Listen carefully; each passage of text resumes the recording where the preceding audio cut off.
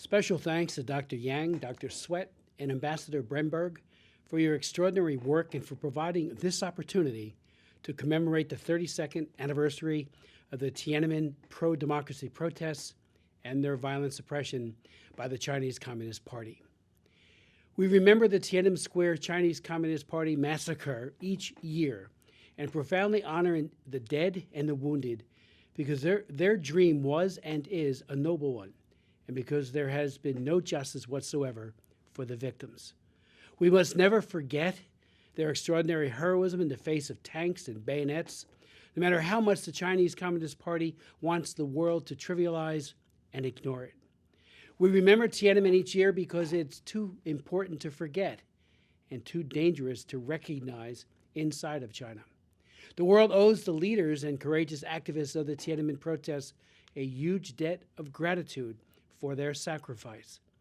They demonstrated that democracy, liberty, respect for human rights, and the rule of law are truly universal, and that the Chinese people deserve better than the cruel communist dictatorship they have been forced to endure. The massacre on June 3rd and 4th of 1989 also showed the lengths to which the communists will go to brutally suppress the dream of freedom to maintain their stranglehold on power.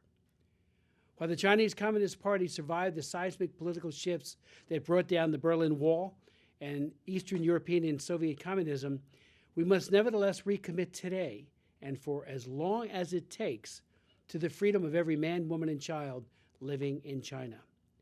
We must dare to hope, never grow weary in doing good, and tenaciously work for that better day, utterly convinced that the Chinese Communist Party's cruelty, depravity, and selfish governance need not be forever. We will always stand with the oppressed and not the oppressor, no matter how long it takes.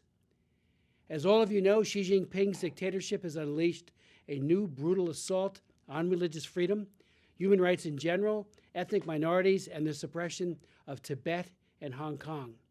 Millions of children have been killed and women irreparably harmed as a direct result of over 4 decades of coercive population control, which relies on forced abortion and involuntary sterilization to achieve its nefarious goals. Xi Jinping planned and is today committing a massive genocide against the Uyghurs and other ethnic minorities. Yet Xi Jinping also plans on hosting the 2022 Winter Olympics, a grim reminder of the 1936 Nazi Olympics. Thank you, Dr. Yang, for your eloquent testimony a couple of weeks ago at my congressional hearing in opposition to the Beijing Genocide Olympics. For its part, the United States must be a leader, advocating for greater freedom and democracy, levying sanctions for those complicit in corruption and abuse, including expanded use of the global Magnitsky Act penalties. A democratic China, one that respects human rights and is governed by the rule of law, poses no threat to its own people, the region, or the world.